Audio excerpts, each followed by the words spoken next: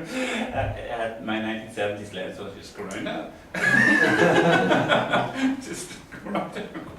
I'm not going into the riot, I'll find a way around it.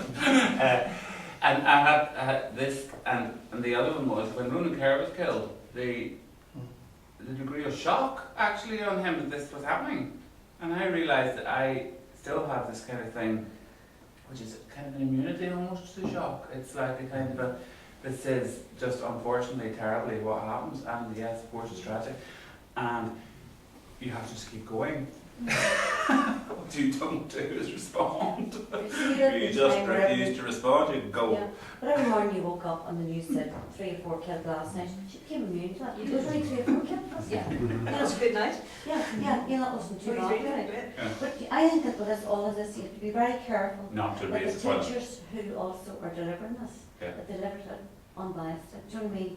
It'd be very easy to paint one side as the You're the good guy. I and think another, that you know. that in some ways though is the question of that has always been at the core of this question, which is the confidence of the teachers.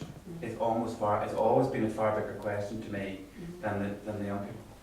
I remember very, very early in the middle of the Troubles, 87, going to Duncan to facilitate. We were going to do this schools group with all the grammar schools in the area, and the head teacher of all the schools there to meet us in advance, and he said, "I don't know about yours, but I'm in the Troubles school." Oh no, never talk about it. It's like the bomb a day, Duncan. Never talk about it. And so we had to say that we'll not, put force agenda on people. And essentially, when we met, we had some kind of process whereby they were asked to identify the question they came for. And all of them had these questions. They were the genuine questions that this setting had brought out for them. And young people were actually quite anxious to use the setting to move on, because there were a whole set of questions that they had vague ideas about and certainly had strong emotions which they then discovered in the course thing. But they did want to find out about these people. There was a kind of an interest in that. In many ways, I think what has held a lot of people back is that this does raise problems in teaching for teachers.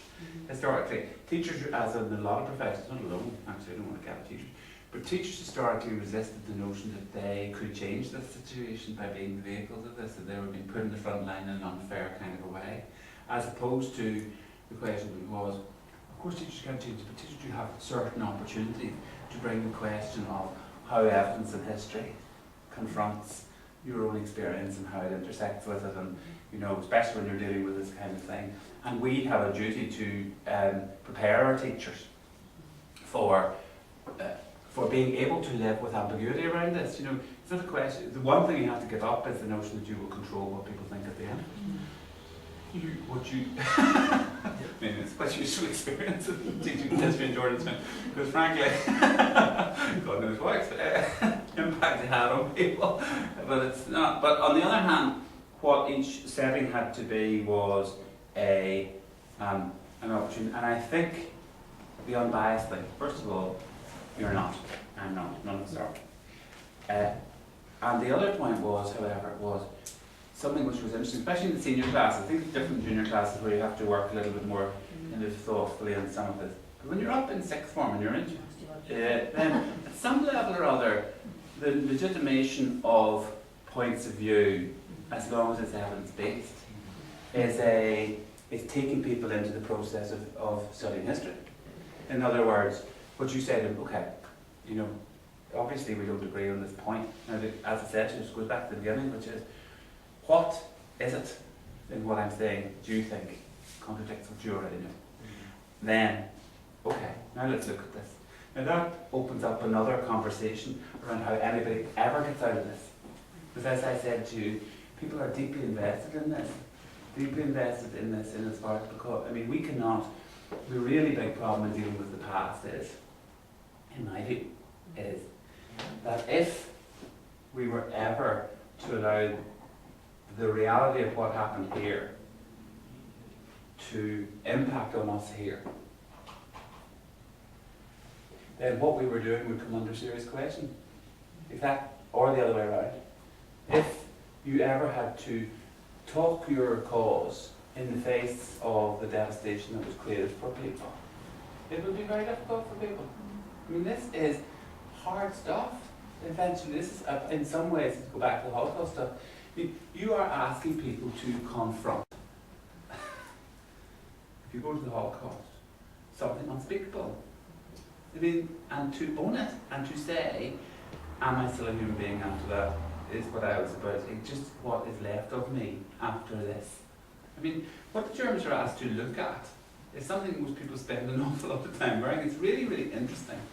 You look at, even in Yugoslavia, where they had just put Mladic, the general who ordered Srebrenica in 1994, 7,000 people killed, just like that, off a bus, taken away, killed and buried. Okay, the worst atrocity there's been since World War I, World War II. And the Serbian population, large numbers of it, either denies it, says it didn't happen, or says he is being picked on because there were lots of other people doing just as bad things as him. Now, they may or may not be right. The bottom line is, however, it is incredibly hard to face history. If by what you mean by facing history is look in an unblemished way at exactly what was done to human beings on the other side, and now look at your causes in the light of that. You know, that then becomes a much more complex and very uncomfortable process for a lot of people. And we took our, and in many ways the Germans are interesting in this. You know, go to Aachen, they have a trail which is very public, which is a trail where you're taken round